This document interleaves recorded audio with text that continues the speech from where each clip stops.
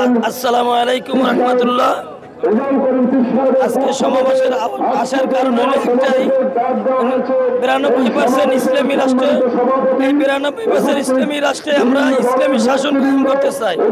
এমনকি রাসূলের সনদ মতন সাহাবায়ে কেরামের অনুসরণ করে ইসলামী রাষ্ট্র কায়েম করার জন্য একমাত্র মহানায়ক জর্মনার পীর সাহেব রেজাউল করিমের হাতে আমরা এই দেশের সুশাসন দেখতে চাই।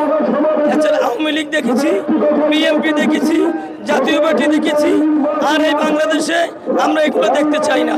আমরা চাই এই 92% মুসলমানের দেশে, এই 92% মুসলমানের দেশে ইসলামী রাষ্ট্র কায়েম হোক, কোরআনের শাসন কায়েম হোক। এই উদ্দেশ্য করেই আজকে এই পীর সাহেব জর্মনের ডাকে আমরা বরিশাল, পটুয়াখালী, বাউফল থেকে এসেছি। ঠিক আছে, ভবিষ্যতে ইসলামী রাষ্ট্র কায়েম হবে, যদি না হয় শাইখে চরমনের কথায় আমরা রাজপথে আরো পদক্ষেপ নিতে বাধ্য হব ইনশাআল্লাহ। ইসলামী আন্দোলন বাংলাদেশ, চরমনের পীর সাহেবের বাংলাদেশ, আত্মাখার বাংলাদেশ, এই বলে আমার বক্তব্য শেষ করছি। আসসালামু আলাইকুম রহমতুল্লাহ। ইসলামী দলগুলো যেখানে ঐক্যবদ্ধ হবে, শাইখে চরমনে যেখানে আমাদেরকে বলবে, সেখানে আমরা ঐক্য হয়ে কাজ করব।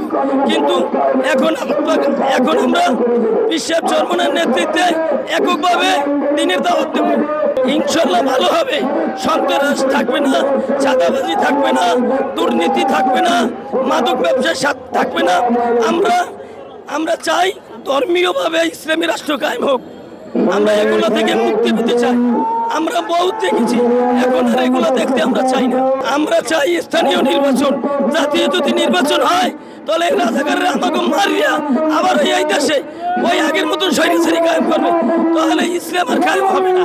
আলহামদুলিল্লাহ বর্তমান সরকার ভালো চলছে, যদি আরো ভালো হবে, যে এই হিসাবে সন্ত্রাস মুক্ত করবে, চাঁদাবাজি মুক্ত করবে, দুর্নীতি মুক্ত করবে, তাহলে আরো ভালো হবে।